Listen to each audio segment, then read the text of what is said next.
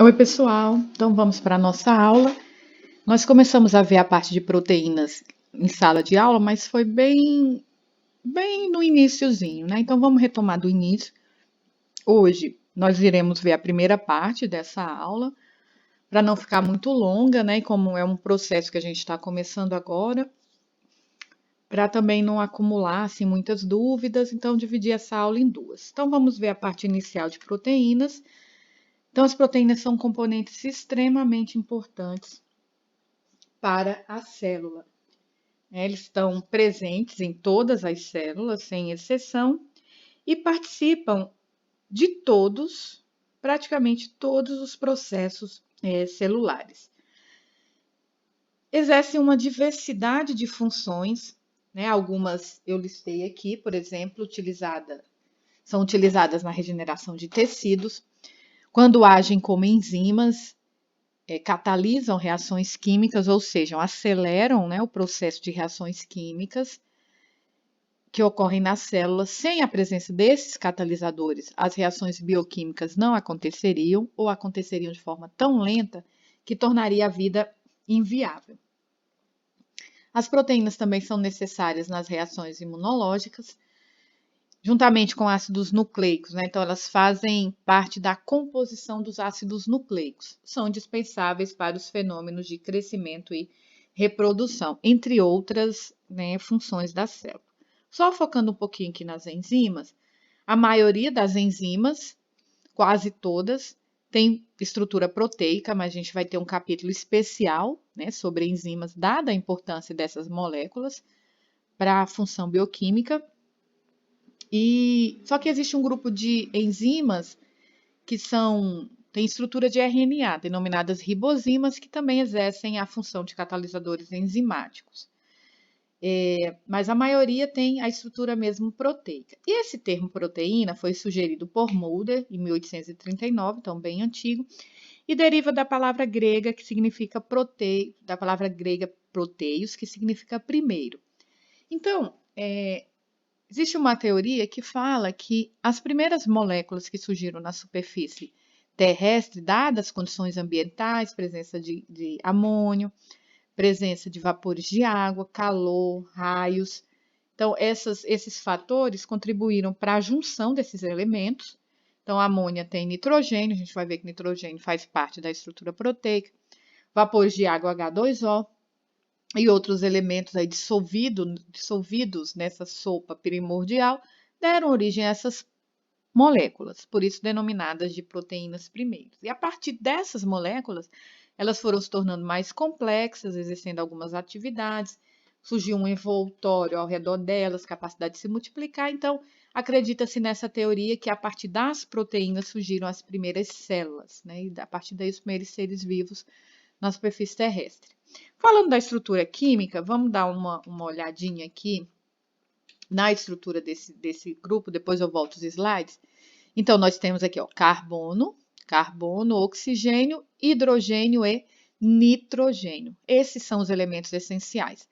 Veja que tudo é igual aqui na estrutura, né? Tem um carbono central, tem esse grupo COO-, aqui tinha um H, mas em pH fisiológico esse H vai para o meio, né, deixando essa carga negativa. Esse grupo aqui chama-se de carboxila.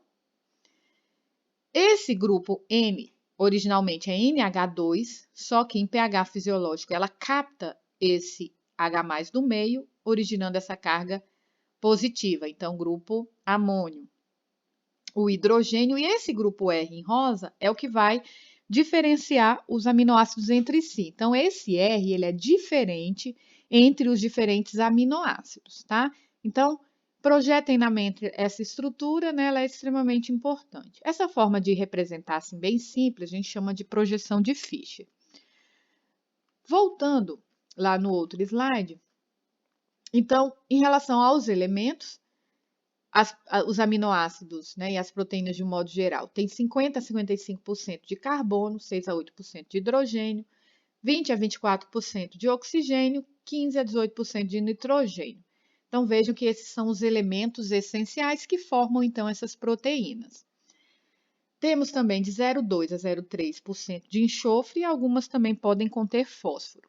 Então, os elementos que formam as proteínas são principalmente carbono, hidrogênio, oxigênio, nitrogênio, alguns enxofre e fósforo. A proteína, ela é um polímero, ou seja, é uma estrutura formada por várias unidades que se repetem e pela quebra, que a gente chama essa quebra na presença de água de hidrólise, lise, que significa quebra, hidro na presença de água. Essas cadeias de proteínas ou cadeias peptídicas vão dando origem aos aminoácidos. Aqui, voltando mais um pouco, esses aminoácidos eles estão ligados entre si por ligações peptídicas. Então, basicamente, como é uma proteína? Vários aminoácidos que têm essa estrutura aqui, geral, ligados entre si por ligação peptídica. Vamos dar uma olhadinha nesses aminoácidos, né? Nós já vimos lá em monossacarídeos que quando a gente tem um carbono com 4 ligantes diferentes, a gente tem um carbono assimétrico e a presença desse carbono assimétrico gera compostos denominados isômeros. Esses isômeros podem ser o D, podem ser o L. O D, quando esse grupamento aqui NH3 está na direita do plano, está para o lado de cá, e o L, quando esse grupamento está para a esquerda. Lembrando, né, já comentei isso com vocês, que isso é uma classificação arbitrária. Para saber realmente quem é o D e quem é o L, deve ser feito um teste em laboratório através de um equipamento denominado POLIM. Nesse equipamento, a gente visualiza o desvio óptico, né, que essas moléculas que são isômeros proporcionam na luz polarizada. Então, é algo mais complexo. Mas por que é importante essa questão do D e do L? Vamos, lá em monossacarídeos eu já comentei, mas eu vou comentar novamente. O organismo reconhece de forma diferente esses isômeros.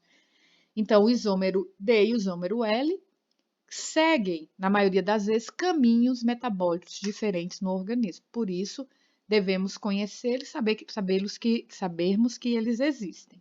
Eu dei até exemplo para vocês de um medicamento chamado talidomida, que era vendido para enjoo matinal, no qual era vendido na forma de mistura racêmica, racemato, ou seja, eu tinha ali 50% do isômero D e 50% do isômero L.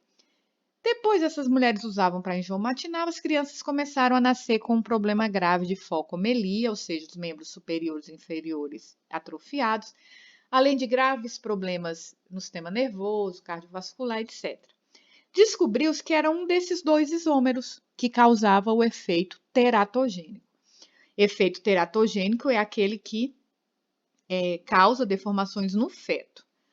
E o outro tinha um efeito terapêutico normal. Então, vejam, apesar de uma simples diferença estrutural, que muitas vezes, né, não é nem percebida ao desenhar a estrutura, o organismo, as enzimas, as moléculas que participam do metabolismo reconhecem de maneira diferente esses componentes. Então, naturalmente, a maioria dos aminoácidos tem configuração L. Quando essa proteína ela é quebrada, né, em laboratório, utilizando ácido e meio ácido, também a gente obtém isômeros, obtém aminoácidos na forma isomérica L. E quando é em meio básico ou alcalino, ocorre a racemização, que é, como eu falei para vocês, 50% do D, 50% do L.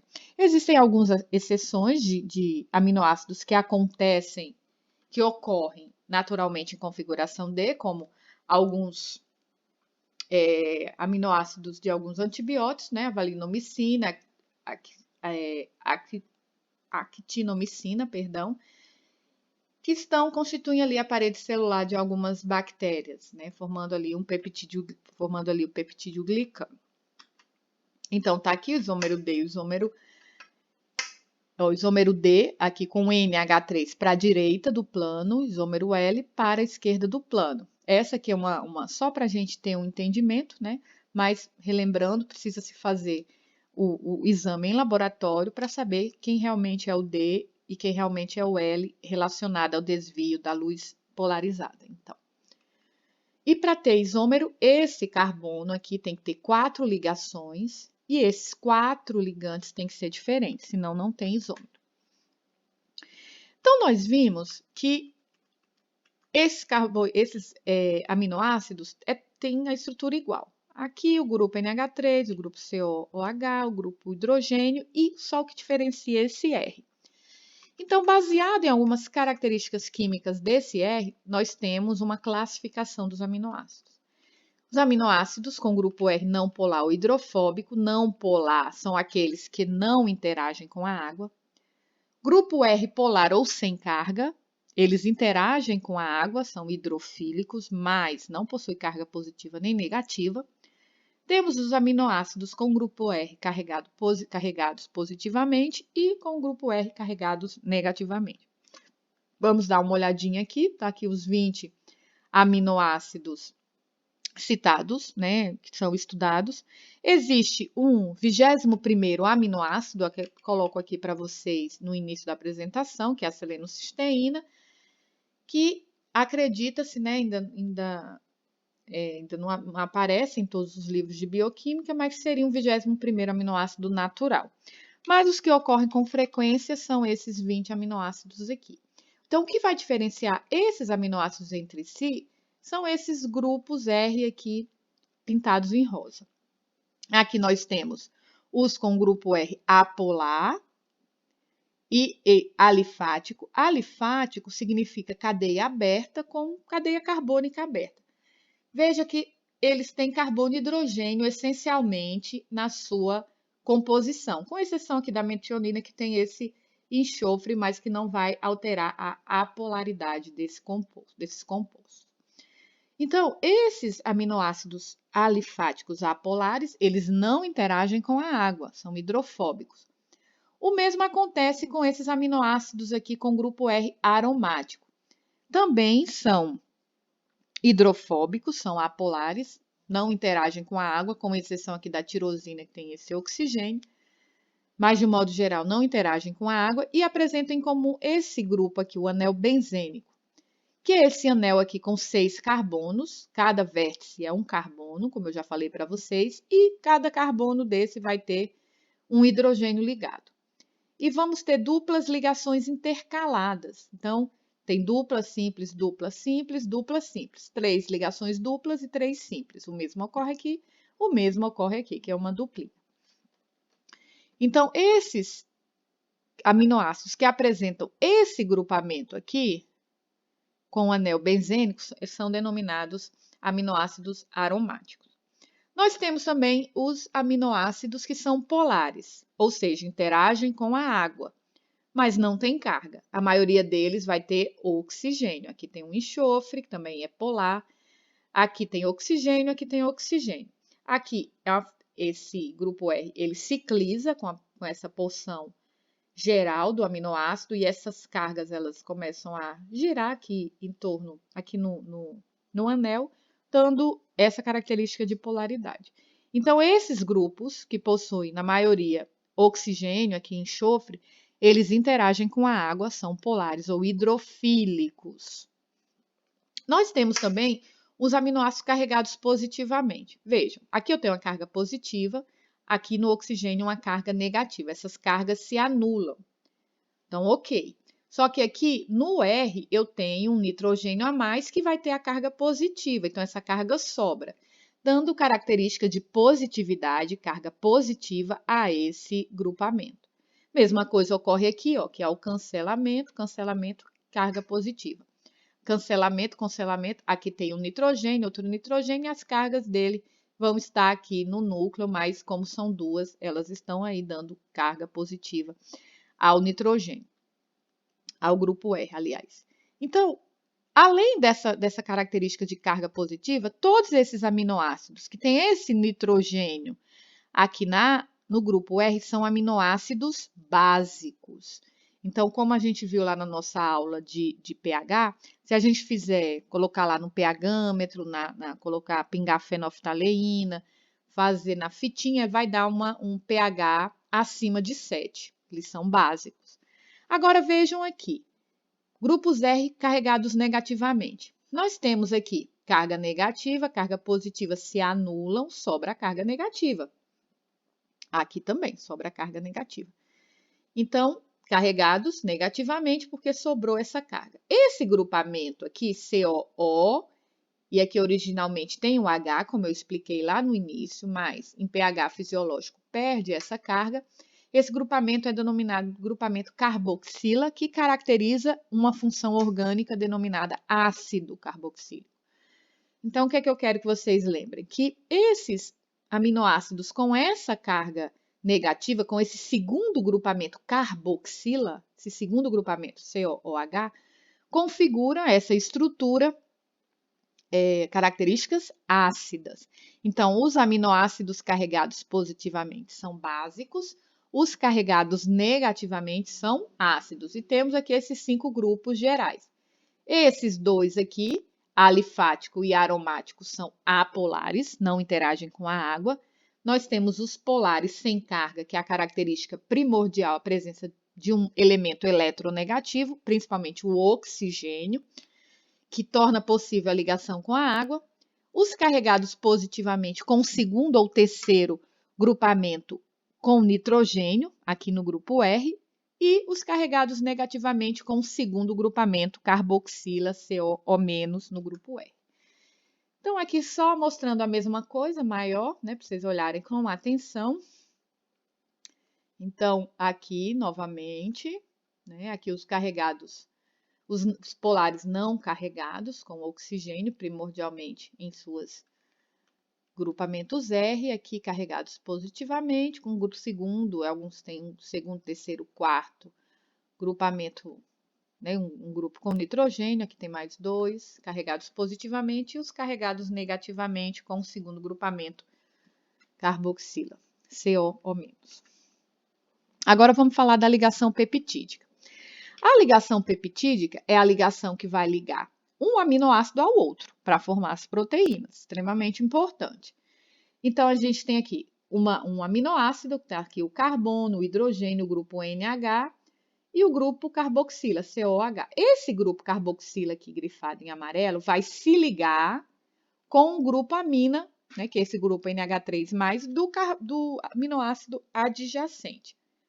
Nessa junção, a liberação de uma molécula de água e a formação desse grupo aqui, ó, C-O-NH. Esse grupamento aqui, que a gente chama de amida, é denominado ligação peptídica. Então, entre um aminoácido e outro, vai haver esse grupamento amida aqui, que é a nossa ligação peptídica. Aqui, outra maneira de mostrar, está aqui carbono, hidrogênio, grupo NH3+, o grupo R. O grupo carboxila, COOH, NH2. Aqui ele não representou ionizado, né? Então, ionizado sairia esse oxigênio, esse hidrogênio, e esse hidrogênio viria para cá. A saída de uma molécula de água e formação da ligação peptídica representada por esse grupo amida aqui, C-O-NH. E assim, os aminoácidos vão se juntando para formar uma proteína cada vez maior. Aqui é só outra maneira de representar, mais 3D. Né? O CO- mais o NH3 formou aqui a ligação peptídica, liberou uma molécula de água. Então, aqui uma estrutura maior. Então, tá aqui um aminoácido, tá aqui a ligação peptídica, ó. Tá aqui outro aminoácido, tá aqui a ligação peptídica. Então, a ligação peptídica vai ser sempre ó, C-O-NH. Tá aqui outra. E os aminoácidos ligando entre si. Aqui eu tenho tirosina, glicina, fenil, alanina e leucina. Geralmente, esses aminoácidos, eles são representados o nome pelas 3 primeiras letras, para ser mais fácil e ser melhor até de identificar. Veja, se eu ligo um grupamento carboxila com grupamento NH aqui, desse lado vai sobrar o grupamento NH. Porque do outro lado tinha carboxila que está ligado, ficou desse lado o NH. E nesse aminoácido adjacente, o qual foi ligado o grupamento NH, o grupamento carboxila do outro lado fica livre. Então, numa estrutura proteica, de um lado eu vou ter sempre um grupamento NH livre numa ponta e na outra ponta um grupamento carboxila COOH livre. No lado que tem esse grupamento NH3 livre, NH3 mais livre, a gente chama de aminoterminal. Esse grupamento não é amino, está na terminação, no final, aminoterminal. Aqui do outro lado, que eu tenho um grupamento carboxila livre, não é carboxila, carbox terminal. Resíduo, a gente chama sempre um aminoácido que está ligado de resíduo, porque para formar a ligação peptídica, ele perdeu um pedaço da sua estrutura, então ficou um resíduo, uma sobra, digamos assim. Então, quando vocês verem resíduo de aminoácido, significa que esse aminoácido ele está ligado, tá? Então, aqui outra forma de representar a ligação peptídica. As ligações peptídicas estão aqui grifadas em cinza, em cinza, em cinza.